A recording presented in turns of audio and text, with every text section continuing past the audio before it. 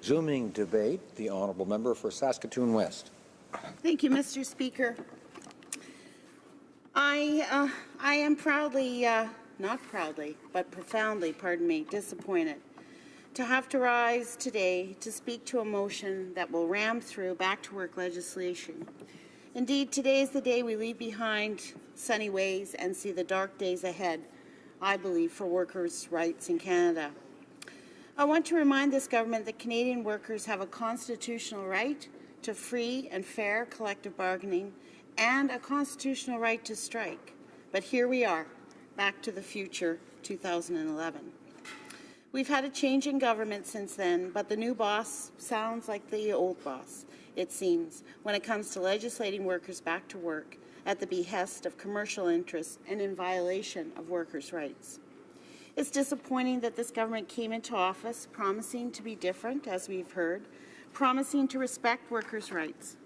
But when it really matters, at the very first opportunity to really stand up and be counted, to answer the question from that famous Labour song, which side are you on, this government chooses the side of their Bay Street friends.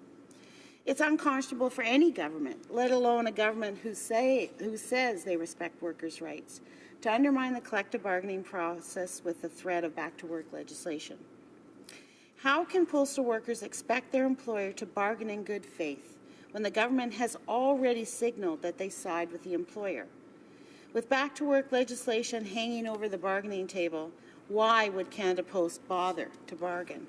They know the government's got their back. Just wait it out and the workers will be ordered back to work. And what about the workers? We really haven't heard as much about them and their rights from the members opposite. So here are some facts to bear in mind. Over the past 2 years, the accident and injury rate for Canada Post workers has increased 43%. In 2017, 25% of postal workers were injured in the course of their duties. Workplace accidents among Canada Post employees are 5 times higher than the average of other federally regulated sectors. In rural areas, women make up 75% of Canada Post workers. Rural postal workers work under unfavorable conditions compared to their urban colleagues. Since the postal transformation, the workforce has been cut in half and the workload and volume of parcels has increased by almost 100%. Mr. Speaker, postal workers are experiencing extreme stress and anxiety due to working conditions that currently exist at Canada Post. All they want is to have their health and safety concerns addressed at the bargaining table. I think most Canadians can understand and support that.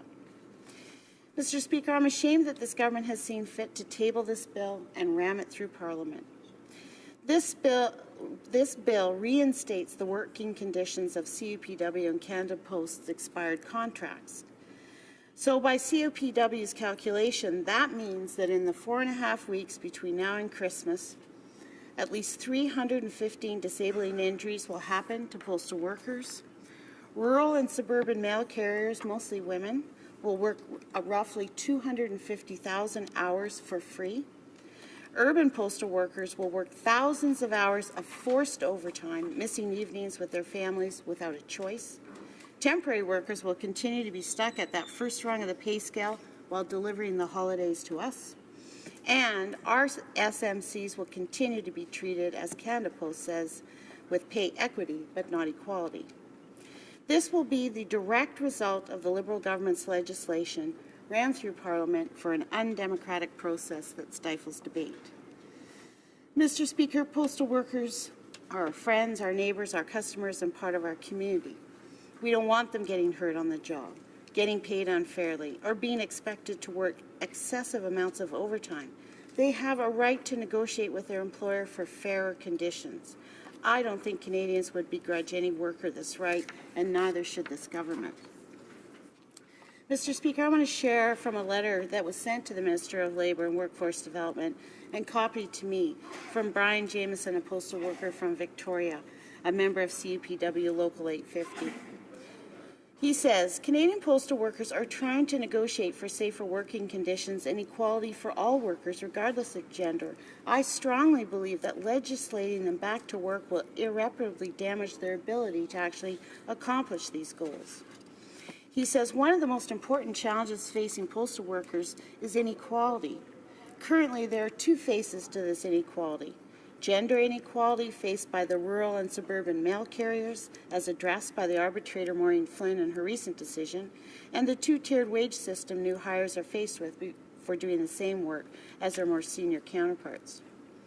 He goes on to say in an article in the Globe and Mail, Interim Canada Post CEO Jessica McDonald stated, "Pay equity is a basic human right, and therefore pay disparity on the basis of gender is wholly unacceptable for Canada Post." Unfortunately, to date, none of the offers presented by Canada Post address pay equity for RSMCs, mostly women, in any meaningful way going forward. This seems to suggest that Canada Post's position on pay equity is somewhat insincere. He goes on to suggest to us, would you consider it to be reasonable or fair for members of Parliament in rural areas to make less money than MPs from urban areas simply because of where they live and they're in more isolated and less population-dense regions? Or worse, because they were women? I hope not. They do exactly the same work and have the same responsibilities as their urban counterparts.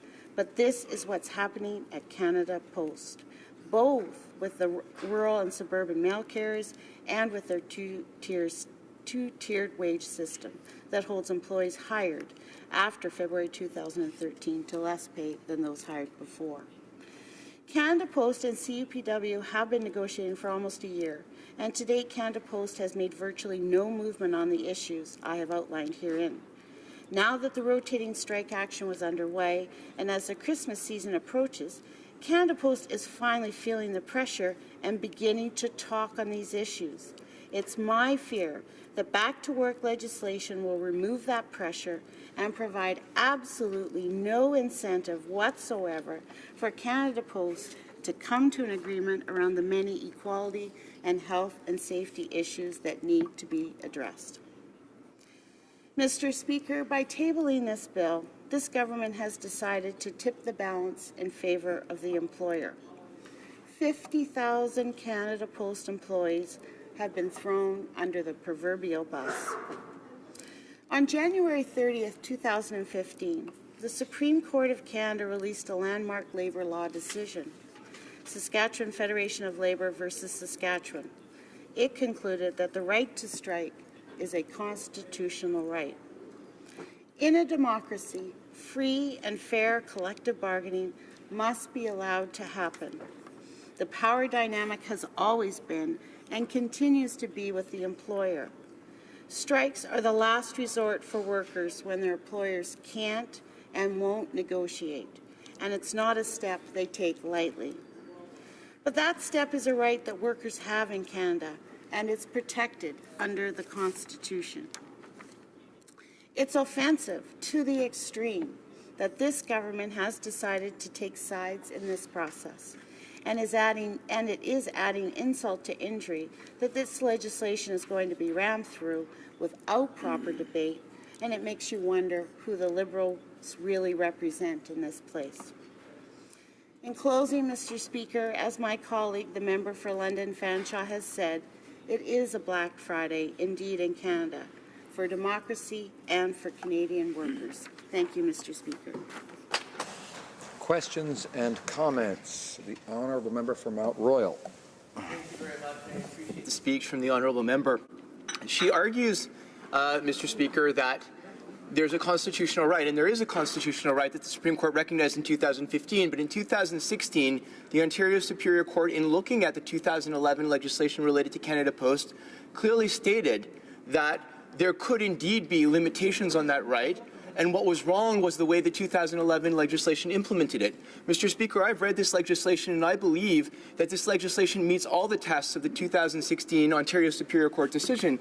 And one of the things that the honourable member mentioned was the health and safety issue.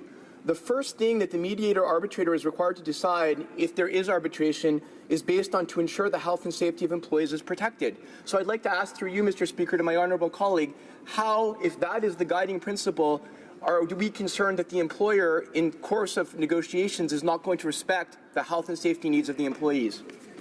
Member for Saskatoon West.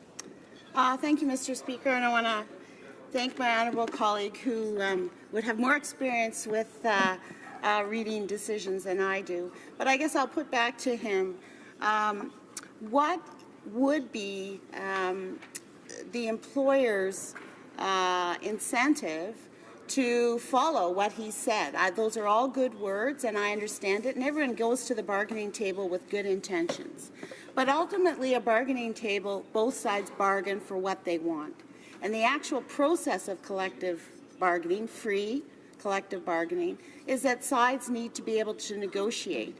And they need to be sort of together at the table, forcing themselves to work. Once you have back to work legislation hanging over that, you know, it's like an awning over top of that collective bargaining table, in what is the incentive for an employer to bargain? You can simply sit back and wait for workers to go be ordered back to work through legislation. It takes away all the power of workers to work towards things like improving health and safety. I'm not suggesting that employers are not interested in health and safety, but what I am saying, to get the best health and safety in a workplace, it needs to be bargained collectively, free, and with the ability to strike. Thank you, Mr. Speaker.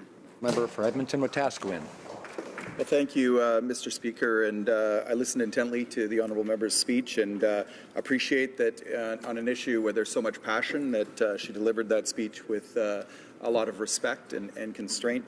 I listened closely to her talking about choosing your side, and in the interest of taking a look at Canada Post workers specifically and something that would be in their interest, I note that as I peruse the Canada Post pension holdings, the holdings of the pensioners of Canada Post, I see that there are among those holdings, the sixth highest holding is Canadian Natural Resources Limited, $100 million. Enbridge, the seventh highest holding, $98 million. Suncor, $92 million. TransCanada, $68 million.